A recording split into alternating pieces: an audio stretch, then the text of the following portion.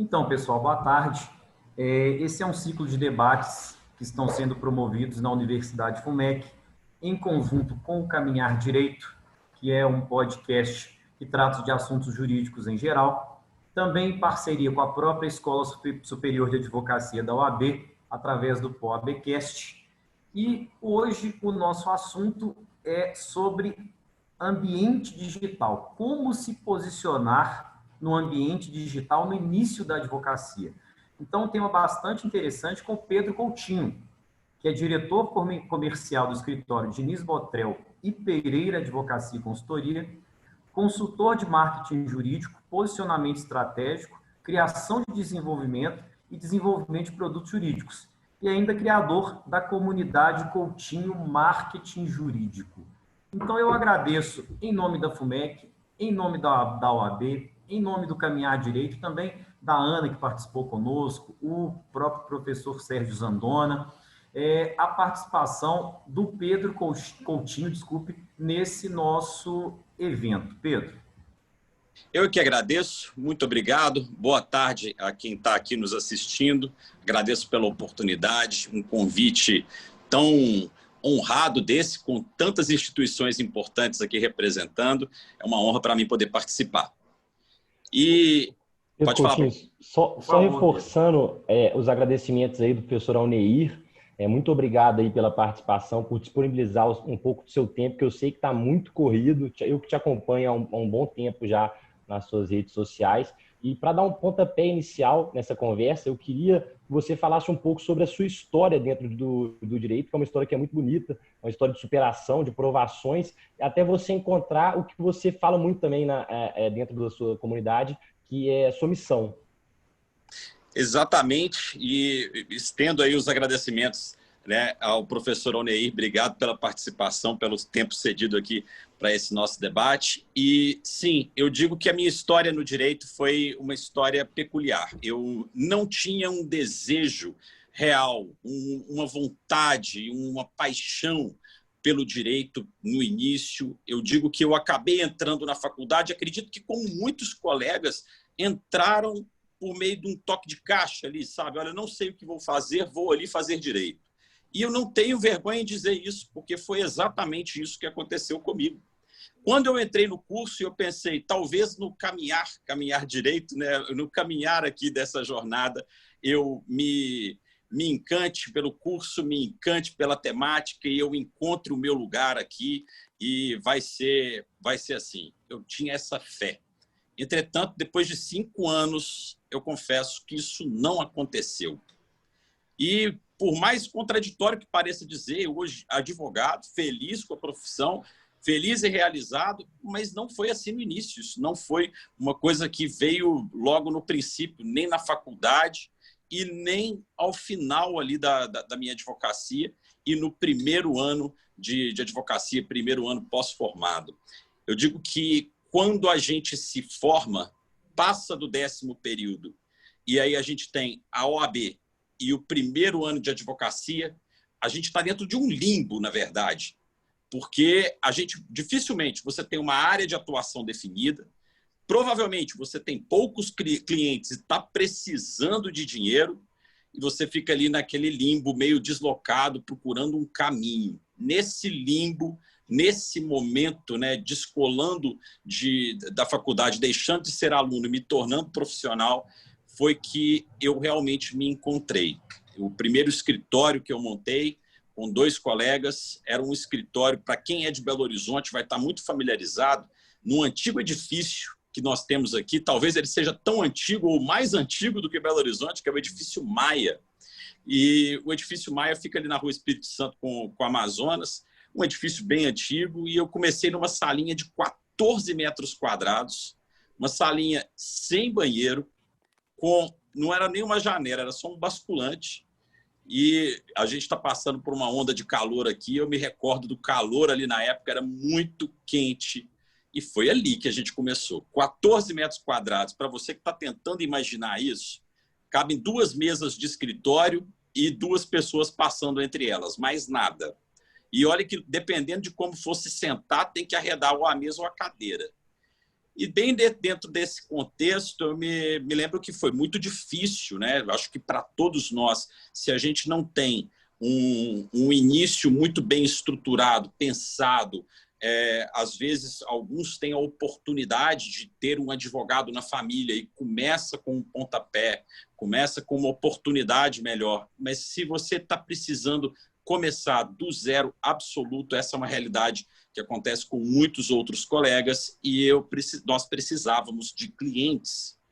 Nessa época, eu começo a alinhar com aquilo que seria a minha real área de atuação dentro do ambiente da advocacia, que é dentro da prospecção de clientes e do tratamento com os clientes. E por que eu digo isso? Porque até hoje, e já era na época, pensar em prospecção é um tabu, mas era necessário. E eu precisava, então, escavar os meus contatos, ver quais as conexões eu tinha, analisar o meu terreno para fazer uma boa prospecção, criar um bom posicionamento para aquele escritório, e foi assim que eu comecei. Nosso primeiro ano foi um ano em que a gente cresceu muito. O segundo ano nós já deixamos essa pequena salinha, passamos para o baixo centro, agora chegamos no meio do centro.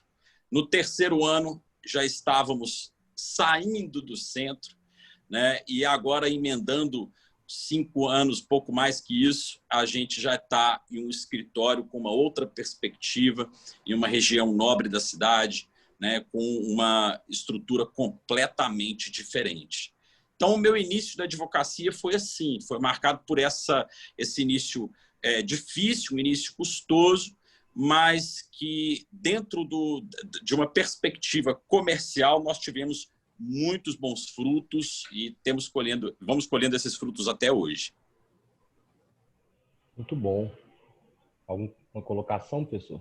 Não, Cândido, a gente pode conduzir da forma como você tinha sugerido em relação aos seus tópicos.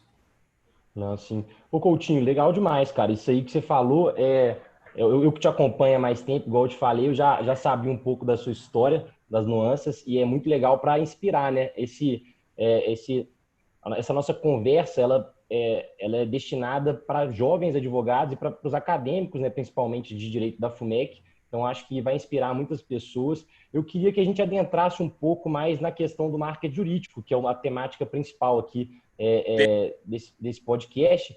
E se eu falando um pouco sobre a persona, o desenvolvimento da persona, como que a pessoa que está formando agora em direito, como que ela vai começar a se manifestar dentro do ambiente digital de uma forma harmônica, sem aquela forçação de barra que a gente sabe que não fica legal, e como que é esse desenvolvimento da persona e como não se perder dentro da persona também, saber separar seu lado pessoal desse personagem jurídico que você cria para gerar engajamento, prospecção de cliente. Você poderia adentrar um pouco nesse tópico? Candinho, vou pegar do ponto que eu estava contando aqui dessa jornada inicial, porque o marketing ele casa exatamente com a prospecção e uma coisa está muito ligada à outra e ele é extremamente necessário. Eu entendi isso bem no início dessa minha caminhada.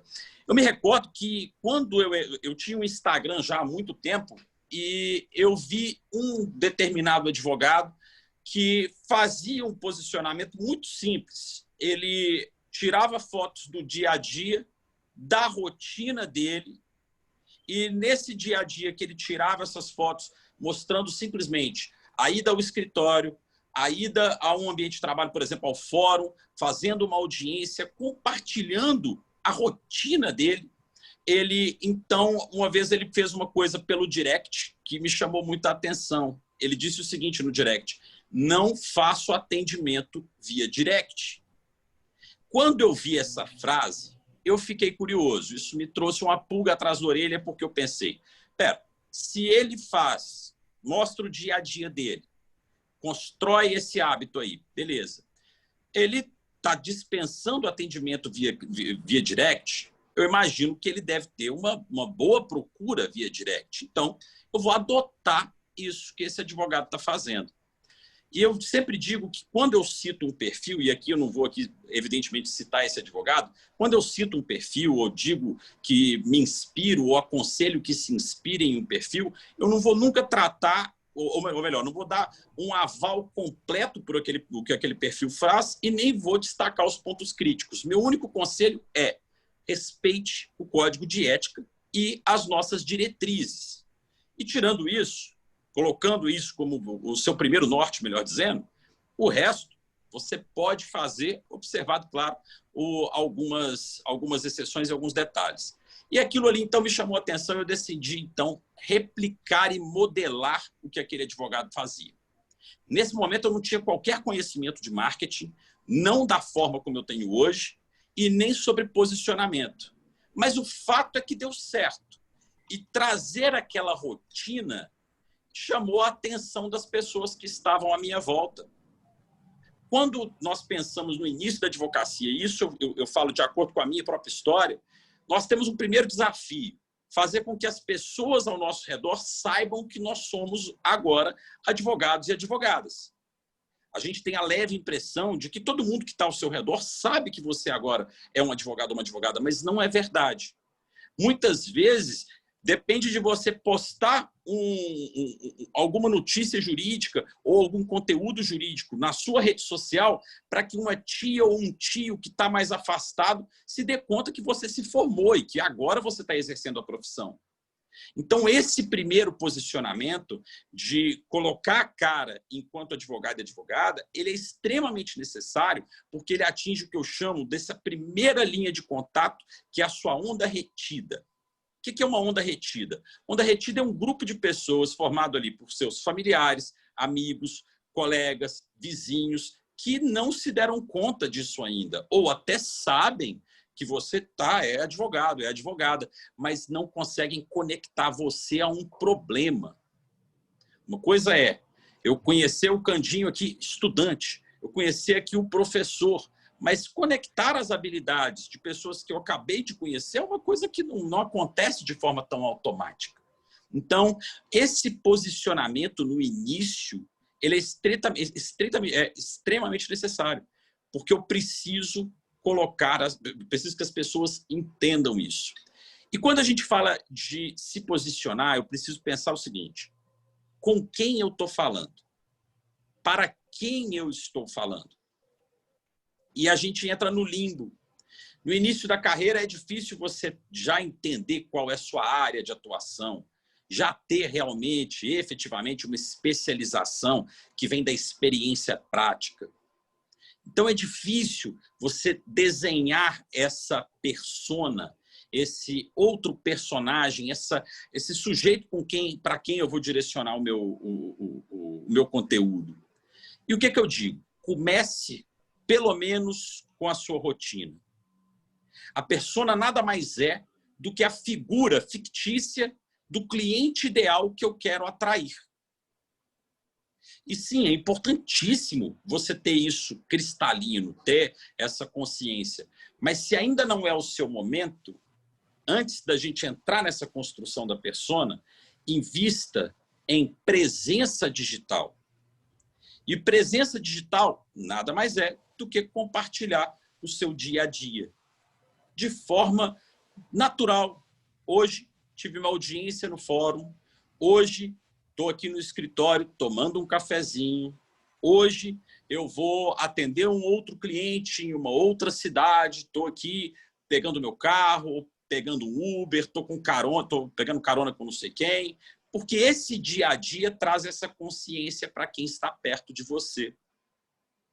Se você está começando agora na advocacia, já é um excelente passo você perder a vergonha de mostrar esse seu lado profissional.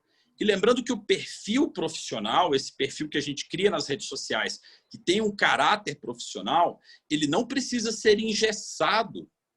Cabe você colocar um pouco da sua vida pessoal, cabe você colocar um hábito saudável que vai fazer com que as pessoas ao seu redor vejam você como uma pessoa dedicada. Por exemplo, se eu corro todos os dias de manhã, eu posso colocar nos meus stories, tanto de Instagram, de WhatsApp ou de Facebook, que eu vou fazer uma corrida de manhã. Não tem problema nenhum eu fazer isso, porque isso mostra até um hábito saudável que eu tenho, mostra que eu tenho um compromisso. Porém, a gente também destaca aqui alguns limites para que você não soe demais, para que você não se exceda. Não convém, por exemplo, eu divulgar ali uma foto minha de academia. Não precisa disso. Não convém também você divulgar as festas, baladas, aquela saideira com a galera. Não. Talvez isso fique fora do tom. Para isso, a gente deixa um perfil privado, em que só amigos ali, da galera, né, do Oba-Oba, a gente está ali, está tudo bem, pode ter esses dois perfis para fazer essa diferenciação. Mas no perfil que tem um caráter mais profissional, agora a gente vai focar numa vida profissional. Ao longo do tempo em que a gente começa dessa forma experimental, nós vamos entendendo que, conseguindo alguns clientes ali, outros clientes acolá, alguns clientes atendem, alinham melhor com os nossos objetivos. E é curioso, porque eu, quando comecei a advogar, eu tinha a ideia de que eu estaria na área civil. Eu tenho uma especialização em direito do consumidor, achei que o direito do consumidor seria a minha praia e que estava tudo bem definido e seria essa a minha pegada. Porém, na vida profissional, eu fui para o direito penal. Por que eu estou dizendo isso? Porque mudanças acontecem e a minha persona está dentro do direito penal. Então, eu entendi que um determinado cliente de muita qualidade, um cliente que trouxe para mim um bom resultado financeiro, são algumas coisas que a gente tem que observar na hora de definir a persona. Ele trouxe para mim um bom resultado financeiro, ele trouxe para mim o quê? Uma ação que tem uma viabilidade, porque é uma ação viável, é uma ação que se repete, é uma ação escalável, que eu consigo encontrar outros clientes com essa mesma necessidade. Ele não me trouxe trabalho.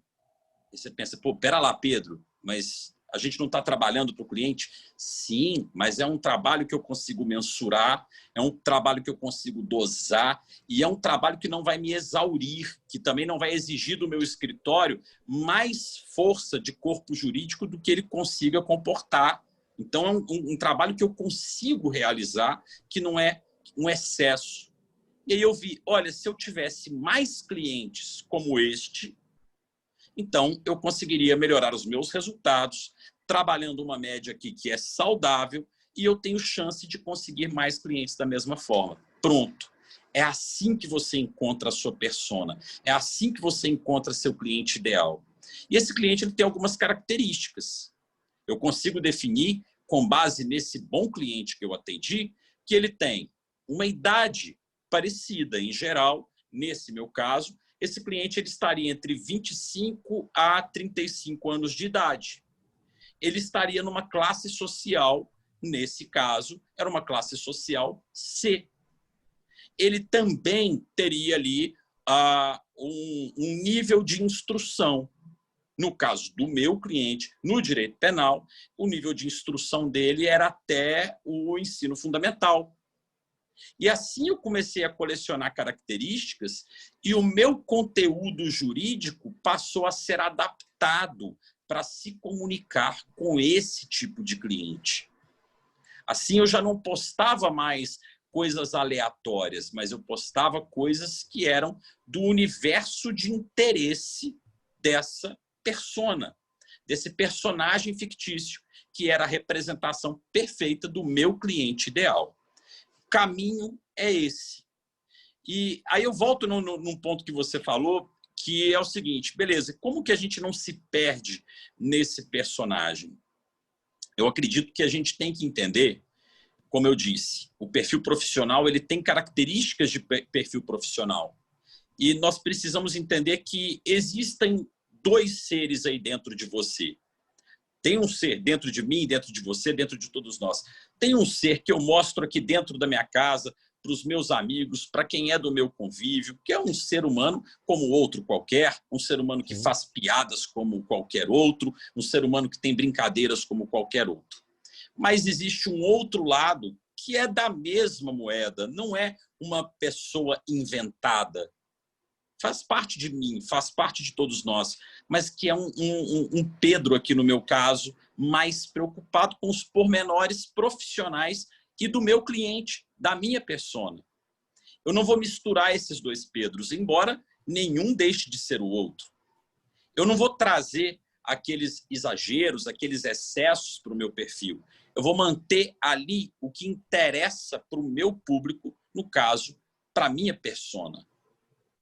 E eu digo que a gente pode fazer isso com uma boa dose de liberdade. A gente não tem que se policiar tanto e viver tanto com medo. A gente pode fazer isso com muita naturalidade, como um ser humano normal, apenas prestando atenção nos nossos exageros, naquilo que não vai edificar a minha imagem profissional. É isso, ô Coutinho, só fazendo um adentro, o que eu vejo muito quando a pessoa começa a fazer esse marketing jurídico, ela se perder justamente no sentido de começar a postar simplesmente o cotidiano do trabalho e esquecer de dosar, às vezes, com lifestyle e mostrar realmente os hobbies dela, etc. Então, assim, foi mais nesse sentido que eu falei para a pessoa não se perder na persona, saber separar ali o momento que ela está querendo mostrar o profissional, mas o momento que ela tem também de lazer, etc.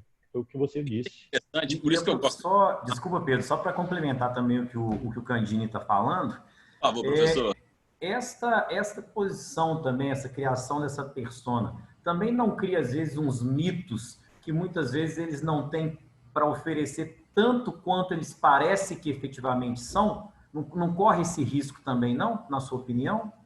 Como assim, professor? Como assim? Por exemplo, porque a pessoa, às vezes, ela posta situações que dão a impressão de que elas são muito mais do que efetivamente são. Nesse mundo de internet, a gente ouve muito falar disso. Eu sou, digamos, até um neófito em redes sociais, mas eu vejo pessoas, às vezes, postando um mundo que não parece ser o mundo real. E a criação dessa persona também perpassa esse ponto, na sua opinião, de tentar desmistificar esses mitos, digamos assim? É uma pergunta muito boa, muito interessante. Eu quero só destacar dois conceitos para ter certeza de que a gente está alinhado aqui na mesma ideia. A persona que eu me refiro aqui é a criação daquele conceito do meu cliente ideal. E aí eu vou construir aqui, eu vou entendendo os meus clientes e vou ver quais as características dele que eu posso cobrir e atender com o meu conteúdo. O outro lado aqui, talvez seja isso que o professor esteja se referindo, é aquele personagem que eu estou construindo para as redes sociais, porque ele não deixa de ser um personagem, não deixa. Ele é um personagem ali que eu vou, por exemplo, eu vou evitar mostrar alguns erros crassos e maus hábitos meus. Não significa que eles não existam. E aí, dentro desse personagem da rede social, que todos criamos, e aí a gente vê, muito bem pontuado, professor, exageros que chegam ao cúmulo assim, do absurdo, passando até pela tosquice. Porque, realmente, não existe aquela perfeição toda. E eu sou realmente contra essa perfeição e digo, a humanização é um excelente caminho para quem quer se posicionar nas redes sociais.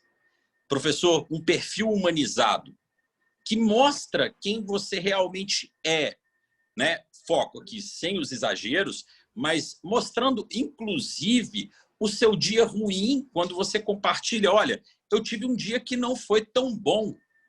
Aconteceu que meu pneu furou, aconteceu que eu fui pegar um ônibus, o ônibus passou. E contar esse dia a dia, contar essas falhas, isso humaniza, isso aproxima o público de nós.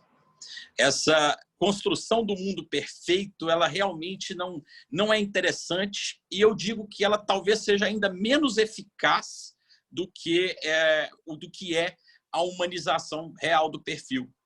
É engraçado, eu conheço um advogado, e é curioso o que ele faz. Ele posta, inclusive, a balada, a cerveja e a bebedeira. E olha como ele faz um discurso interessante. Ele diz o seguinte, gente, olha, esse aqui sou eu.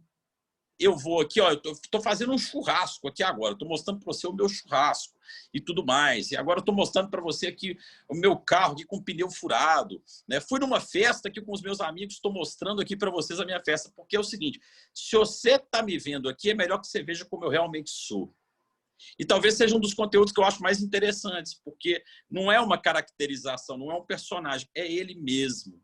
Né? Então, se a gente está falando de redes sociais, isso cabe em rede social. Isso cabe.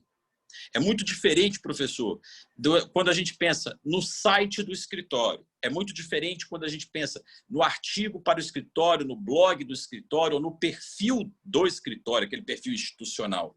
Se o perfil é pessoal, com seu CPF, pode fazer essa humanização que vai muito bem a calhar e vem muito bem a calhar e atrai, engaja e deixa as pessoas muito mais encantadas. Lucas, repete seu ponto, porque o professor me chamou a atenção para aquilo ali. Eu fui naquela linha.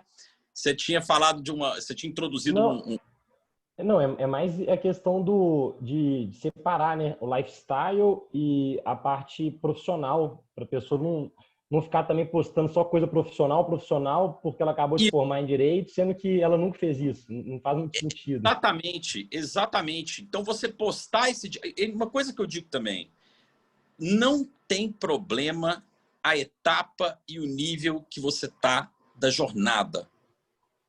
O professor está aqui acompanhando a gente.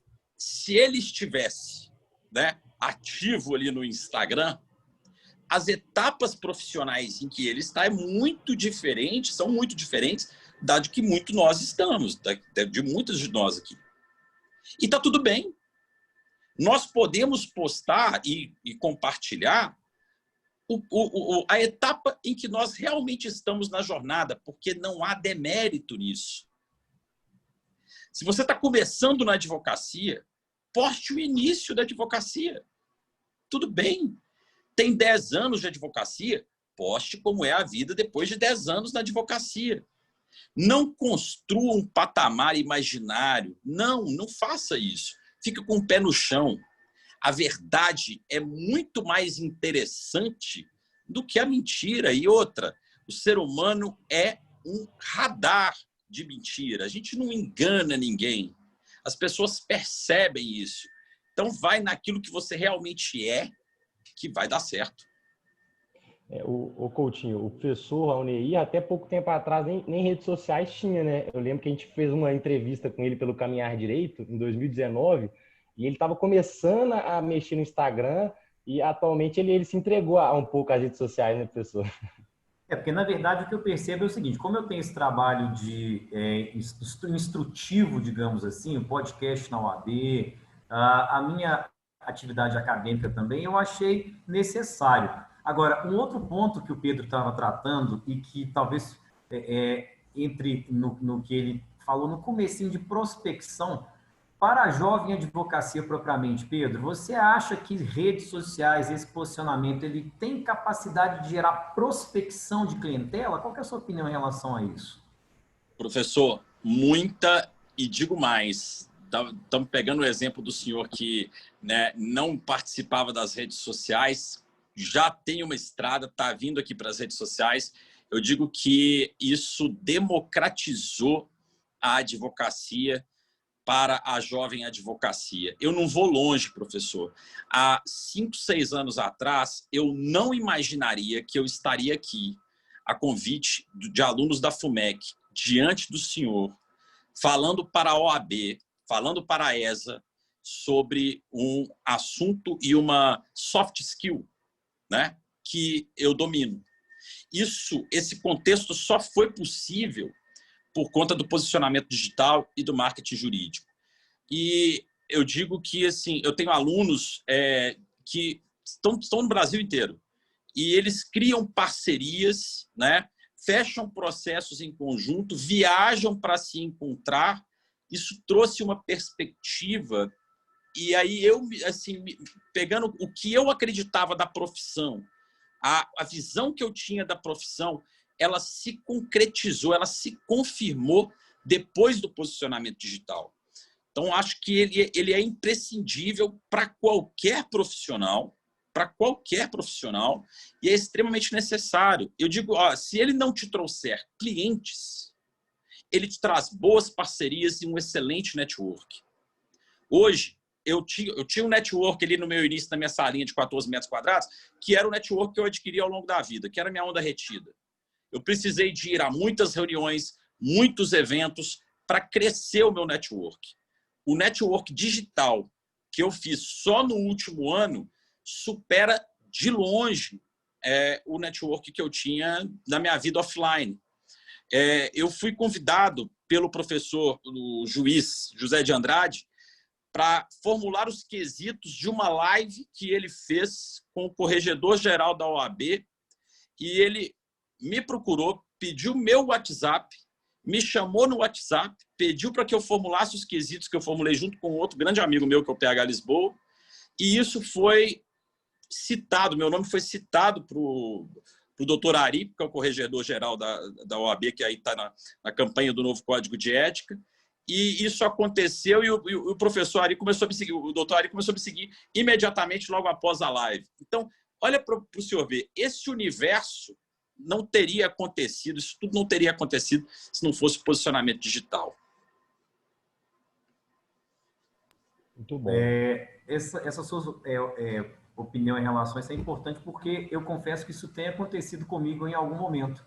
Eu tenho conseguido me aproximar de pessoas que são referenciais jurídicos por intermédio das redes sociais. Vou dar exemplo de 3 pessoas que eu me relacionei em decorrência disso e que geraram podcasts com conteúdos muito interessantes. 2 professores da USP, particularmente, e um grande professor, que é o Alexandre Moraes da Rosa, que me abriu espaço por intermédio de redes sociais, e uma pessoa super solista, um magistrado, muita gente conhece ele, não sei se... né? É um cara que está muito inserido em redes sociais. Gente finíssima. Ele é muito bacana. Então, eu estou começando a enxergar isso. Agora, fazendo um contraponto para pessoas, para advogados que já estão no nível mais avançado da carreira.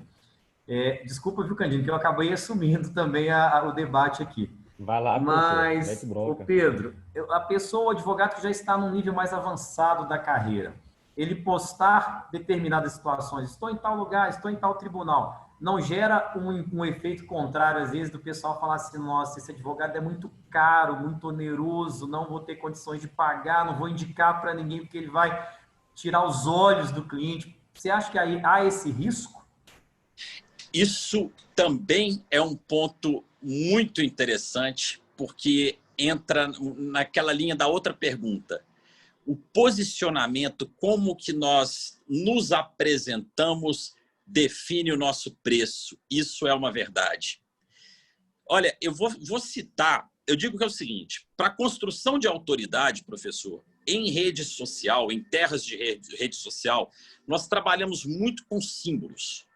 Imagine um colega que atue no júri. Quais são os símbolos peculiares dele? A beca do júri, por exemplo.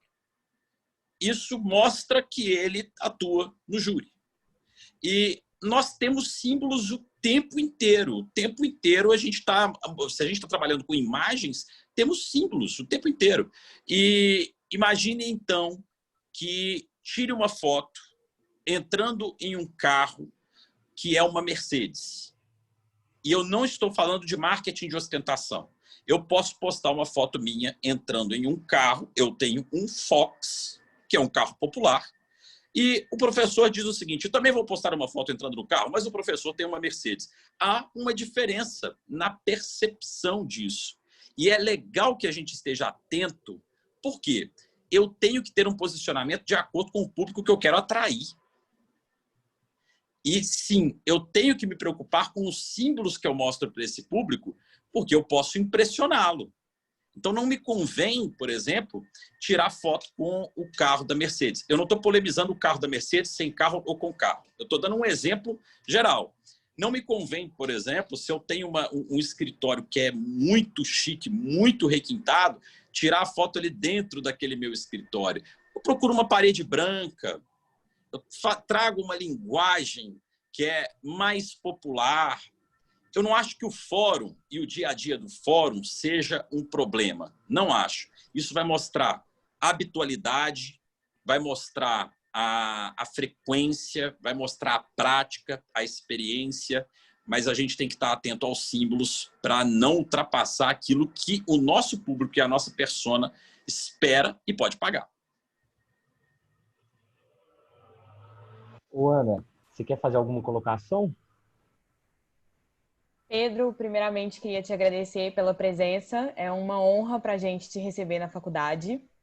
E queria te perguntar, dentro desse contexto, antes da gente pular para o próximo tópico, como que quem está na graduação ainda, quem ainda não está na porta de saída, digamos assim, pode começar a se posicionar? Porque talvez o que muita gente ainda enxerga como dificuldade para a advocacia seja exatamente a prospecção de clientes quando forma, né? Porque muita gente não tem parentes, não tem escritórios para poder apadrinhar e se vê ali naquela saída uma situação que o marketing talvez também não vai trazer um retorno tão rápido quanto os boletos vão chegar, né? Então, como que quem está dentro da faculdade ainda pode fazer isso?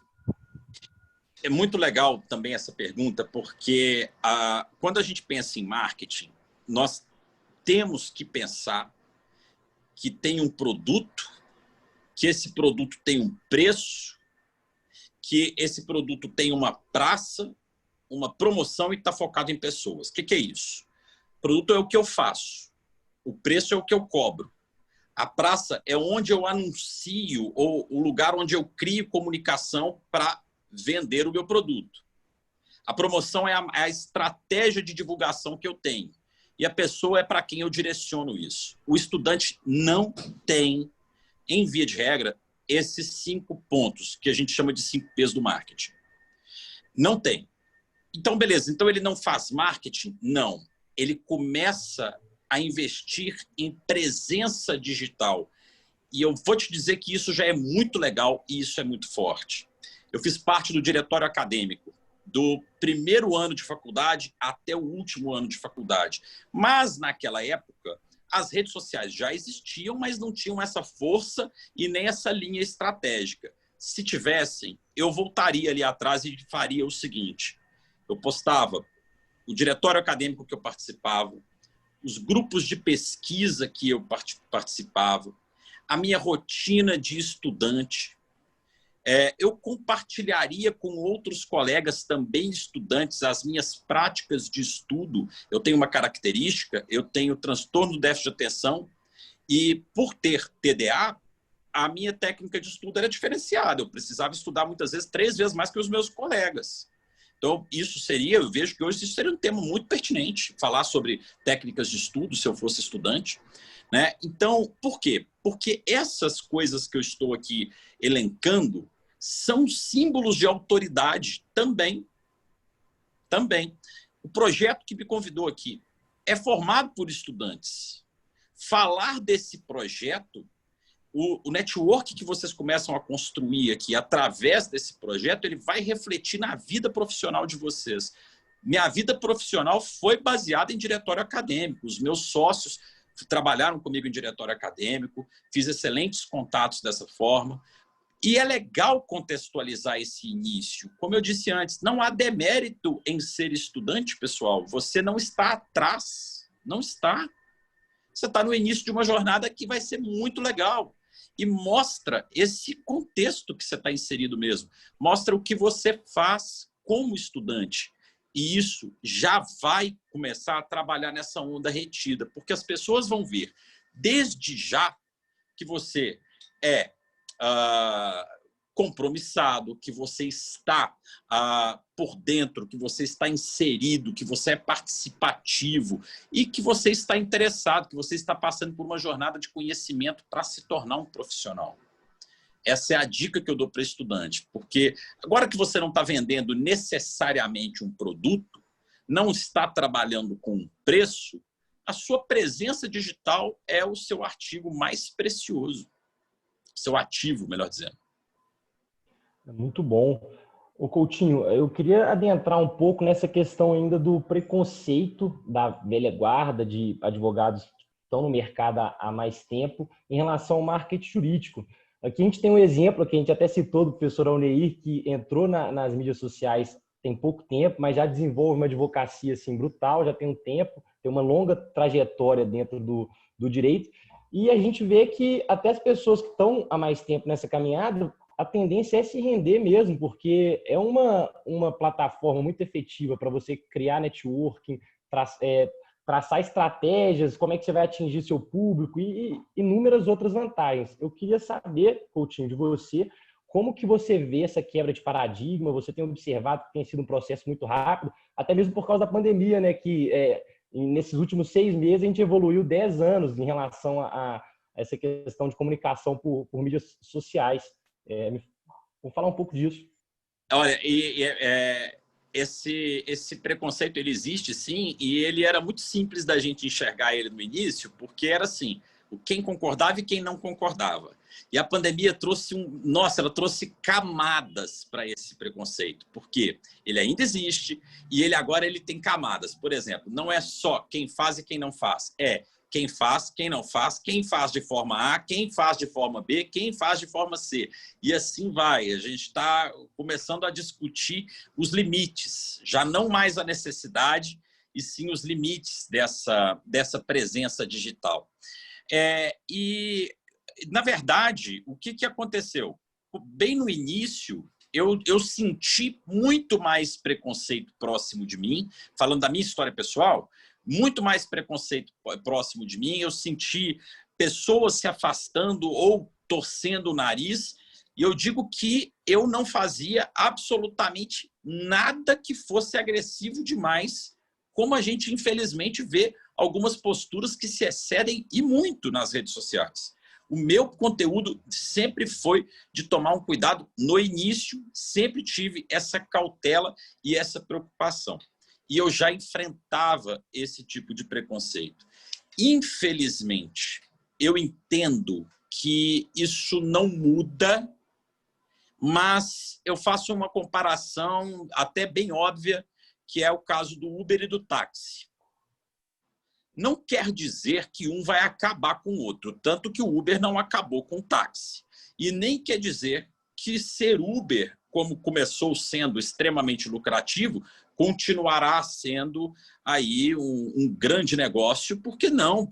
O mercado ele vai se adaptando, ele vai enchendo para todos os lados. Então, não é uma questão de certo ou errado, mas é uma questão da gente, enquanto classe, não se apegar tanto ao passado do que era e começar a entender o que está se tornando.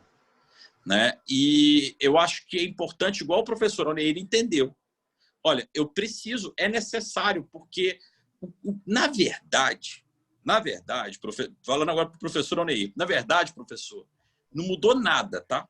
Não mudou nada do que era ali, para mim, vou colocar 10 anos atrás, do que era 10 anos atrás, do que era 20 anos atrás. Na verdade, a digitalização, ela não fez quase nada de diferente. Ela só mudou um local. Antes nós tínhamos aí a praça, né? Nós poderíamos ir à rua, encontrar no bar, encontrar nas festas e nos eventos, e os contatos fluíam muito bem dessa forma. A única coisa é que agora eles fluem dentro do celular, porque, em regra, são as mesmas regras. E é isso, é a gente se adaptar ao novo. Eu faço, e acho que já é importante deixar registrado nessa data aqui, em 2020, que eu tenho um temor futuro. O meu temor futuro é que a gente, a partir de agora, enquanto classe, comece a ver cada vez mais excessos. E os excessos, eles serão desafiadores, porque eles vão contra o que o nosso formalismo nos ensinou, tanto dos tempos de academia quanto da aplicação da própria profissão. Eles vão desafiar a gente cada vez mais. Mas eu faço aí uma recomendação de que a gente olhe com cautela, porque a advocacia está entrando nessa agora, ela está tomando essa consciência de uma forma bem mais abrangente agora. Então, vai ter colega errando, vai ter colega se excedendo. A gente tem que se preocupar em fazer um bom caminho, sem excessos, né? E compreender e tratar o outro com carinho, porque os excessos vão acontecer. Eu acho que o posicionamento ele tende a evoluir aqui agora, e a gente vai encontrar muita coisa bizarra pela frente. Muito bom.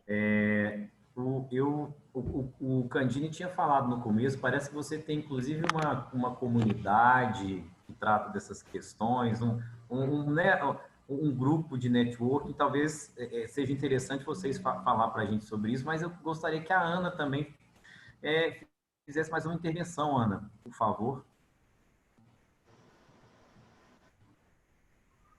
Dentro dessa questão toda formalismo que a gente tem dentro da advocacia, né, Coutinho? Como que você tem visto, assim, a OAB intervindo nisso? Você acha que esses excessos estão sendo punidos, os advogados também estão ficando receosos de entrar de cabeça nisso, né? Porque também tem aqueles que têm medo das sanções éticas que são previstas no nosso Código de Ética.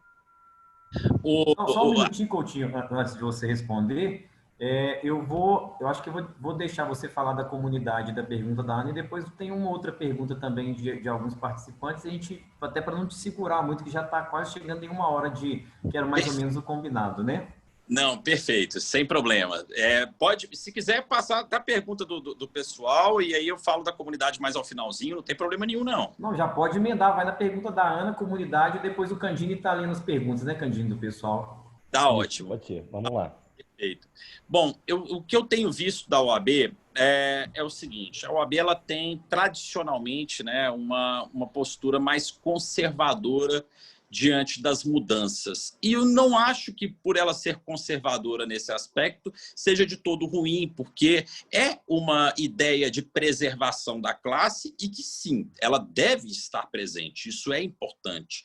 A gente vê nessas discussões a ideia de a gente causar todas as rupturas e quebrar todos os paradigmas. Confesso, o Pedro Coutinho, aqui nos meus sonhos e nos meus ideais, eu adoraria defender essa ideia como o meu estado emocional defende, mas o meu racional sabe bem que não é bem por aí. Então, eu entendo que a OAB está cumprindo um papel de segurar essas pontas. Eu entendo.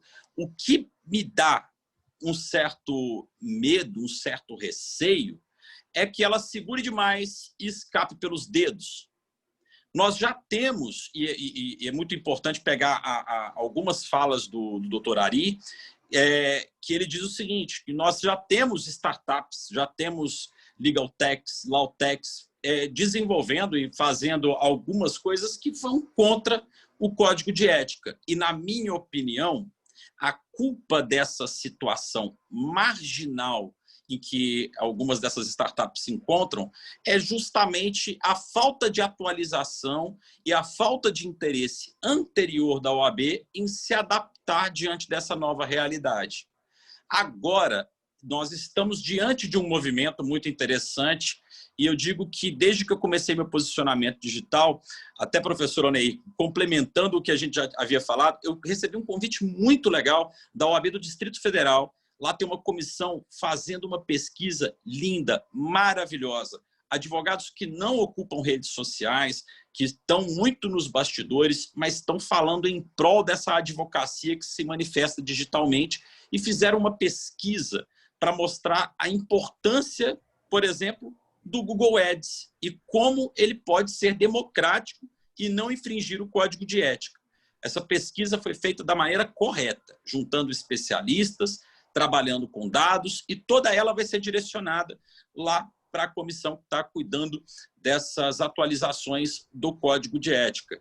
A minha esperança é que a OAB entenda que algumas coisas já são imutáveis, algumas coisas já não existe mais como voltar atrás, e eu acho que trabalhar com punição agora, diante desse avanço, é um tiro no pé, e eu espero que ela esteja apta, aí, que ela opte, melhor dizendo, a se atualizar. Porque a não atualização dela, com certeza, vai contribuir para um comportamento marginal, vai contribuir para um comportamento que vai tentar ir pela culatra e aí não vai ser legal para ninguém. E aí, a comunidade, que você não falou? A comunidade. Sim, a comunidade, o que é a comunidade Coutinho de marketing jurídico? A comunidade é um grupo de estudo ativo em conjunto. Esse projeto eu desenvolvi pensando no seguinte: nós temos uma matéria base, mãe, diante desse novo cenário digital, que é o marketing e o posicionamento jurídico, o posicionamento digital. Dentro dessa comunidade, a minha proposta é compartilhar o que sei, aprendo e aplico. E do que eu sei, aprendo e aplico? desde o posicionamento do advogado, enquanto profissional ali autônomo, ao posicionamento do escritório, o escritório digital também, e a criação de infoprodutos, que também é uma outra forma de se empreender no direito. A minha proposta é trazer quem está nessa comunidade ao mesmo patamar de entendimento para compreender como que funciona esse novo mercado da advocacia. Confesso que é um sonho que se realizou recentemente e está crescendo, está desenvolvendo. É um sonho que eu estou carregando ele agora já com 200 alunos e muito feliz em compartilhar esse novo cenário da advocacia com esses colegas que também querem crescer no meio digital. Eu vi umas perguntas aqui falando da separação do perfil profissional e do perfil pessoal. O Pedro já tratou disso no começo, né? Então, acho que a gente não precisa voltar nessa questão. Amanda, você especificamente fez uma pergunta. Você quer abrir o seu áudio e perguntar direto para o Pedro? Eu não tenho certeza se está funcionando. Vocês conseguem me ouvir? Funcionando. Ouvimos bem, pode perguntar.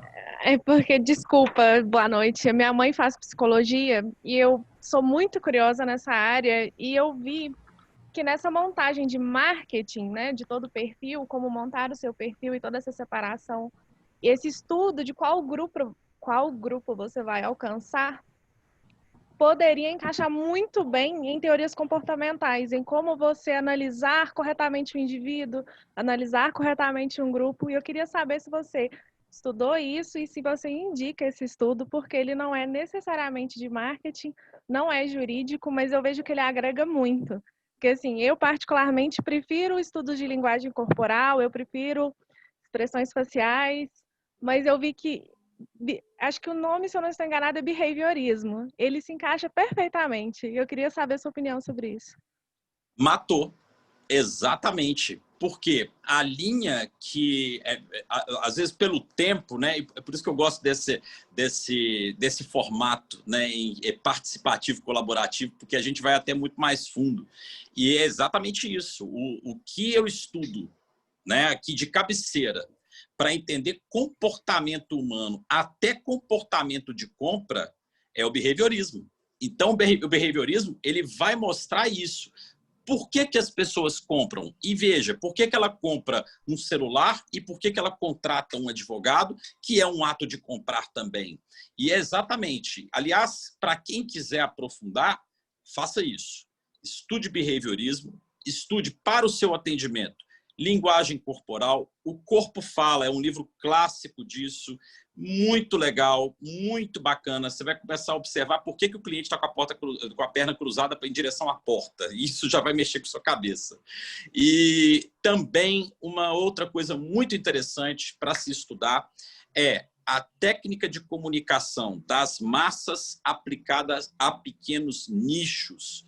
Isso também é um tema muito interessante, porque é a forma como a gente se comunica, os princípios e valores que a gente traz e como que isso influencia. Se isso influencia massas, também influencia pequenos nichos. E por que essa abordagem é interessante? É interessante e é importante lembrar que nós não trabalhamos, enquanto advogados, jamais com qualquer tipo de oferta de produto. Eu não posso criar uma oferta, não posso. A não ser que eu trabalhe com um produto educativo, pode ser para advogados, aí eu posso criar oferta. Mas aí eu não estou em atividade advocatícia. Mas dentro da advocacia não podemos.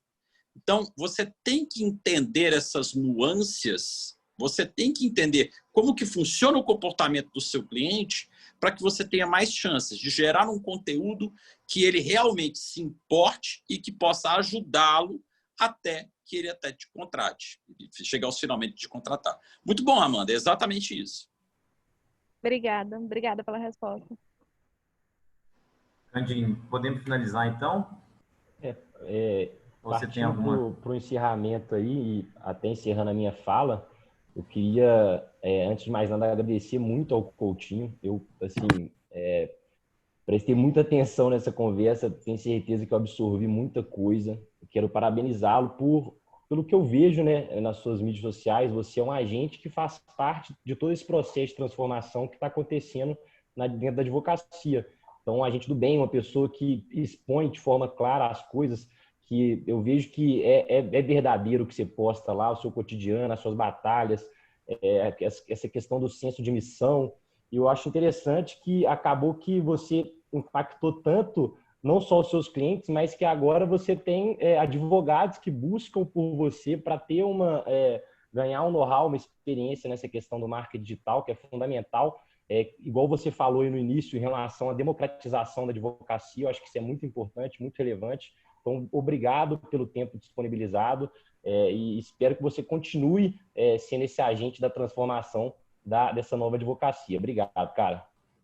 Eu que agradeço a todos os presentes. Muito obrigado pela oportunidade. Adorei o bate-papo, adorei participar e contem comigo mais vezes. Eu estou à disposição. Eu também, como considerações finais, eu falo sempre que como professor, eu também estou sempre aprendendo, porque aquela pessoa que senta no suposto conhecimento e fala, eu já sei tudo, eu acho que caminha para um insucesso. Então, a gente tem sempre que aprender. O Candinho fala toda vez isso comigo. Você foi para as redes sociais agora, não sei o que. Eu tive que aprender redes sociais. Estou aprendendo redes sociais. Eu também absorvi muita coisa do que você falou, Pedro. Te agradeço a participação. Vou, inclusive, divulgar também para a Jovem Advocacia, que eu tenho ouvintes do podcast na Jovem Advocacia, que até foi uma ideia minha esse podcast da OAB. Eu já um advogado, como o Lucas falou, já no meio da minha carreira, digamos assim, mas tentando me atualizar com esses assuntos. Então, eu te agradeço em meu nome, em nome da FUMEC, em nome da OAB, em nome dos meninos da Ana, do professor Sérgio Zandona, que também está participando dessa atividade que a gente tem feito. E numa última observação, se você puder fazer, para a gente finalizar de verdade, falar um pouquinho do posicionamento no LinkedIn, para a gente poder encerrar com chave de ouro, digamos assim. Que tem uma pergunta de um participante tratando dessa questão também. Vamos lá. Nós temos estratégias diferentes para redes sociais diferentes. Então, o que nós temos no Instagram, só para fazer o paralelo? O Instagram é uma rede social instantânea, com um fator de humanização e uma percepção emocional muito forte. Então, ali dentro do Instagram, vale compartilhar um sentimento, compartilhar uma emoção, trazer informações com uma abordagem emocional mais específica. O contrário acontece no LinkedIn e não por isso, por isso talvez a verdade é que ele seja tão importante em equivalência com o Instagram. A gente pensa, não tem tanta curtida, não tem tanto engajamento, mas se engana que quem pensa que essa é a única medida, né, para o sucesso em redes sociais e canais digitais. O LinkedIn principalmente, eu acredito que o LinkedIn é uma forma de curadoria de conteúdo. O que é isso? É eu pegar o conteúdo que mais interessa, o conteúdo que eu mais estudo e o conteúdo que eu publico e eu compartilho ali no LinkedIn. Fazendo sempre, se preocupando sempre com conexões, não à torta e à direita, mas as conexões que seriam os seguidores e amigos ali, que estejam alinhados com o seu interesse profissional. Não que você não possa ter, eu sou advogado, quero parceria com outros advogados. Não, pode fazer parceria ali, entre aspas, de fazer conexão com psicólogos, com engenheiro, com o que for, desde que alinhado no mesmo interesse de assuntos e temas. E essa curadoria de conteúdo que o LinkedIn propicia, que eu acho muito legal e eu vejo que ela não é tão explorada, principalmente aqui a nível Brasil, eu posto o que eu publico e a colega aqui colocou. Aí o behaviorismo está dentro da minha linha de conteúdo, da minha linha de estudo. Então, eu também compartilho o behaviorismo, eu compartilho a linguagem corporal, eu compartilho a linguagem das massas, o marketing jurídico, e eu vou trazendo conteúdos que sejam interessantes, que eles colaborem com a minha autoridade, porque eu mostro conhecimento, e eles se conectem com o interesse da minha rede. LinkedIn é peça essencial para uma estratégia de transmídia, em que eu estou não só no Instagram, mas em outras redes sociais e canais digitais. Não coloquem todos os ovos numa cesta só, pessoal. Então é ótimo, foi ótima essa sua intervenção. Todas as suas intervenções é verdade. Esse material depois vai ser disponibilizado em todos os canais que a gente já informou no começo, na ESA, na FUMEC, no próprio Caminhar Direito, para que tudo que você disse seja realmente multiplicado, digamos assim, principalmente para quem está começando a carreira num momento tão diferente como é esse que nós estamos vivendo aí, o Pedro. Então, eu volto a te agradecer. Foi muito boa a sua participação, realmente, sensacional. Aprendi demais, agradeço a participação de todo mundo. E sucesso aí nas suas empreitadas, mais sucesso, né, porque você já está conseguindo aí galgar um sucesso interessante. Então, eu volto a te agradecer a todos, especificamente aí, a Ana, o Candini, que estão conosco nisso, mas todos que estão participando direto e indiretamente. E agradeço também mais uma vez, agradeço o professor Oneir, o Candinho, a Ana, a ESA, a OAB, o Caminhar Direito e a FUMEC pela oportunidade. Muito obrigado, foi muito legal e eu estou sempre à disposição. Até uma próxima então, galera. Um abraço, abraço a todos. Valeu. Boa noite a todos. Tchau, tchau, gente. Tchau.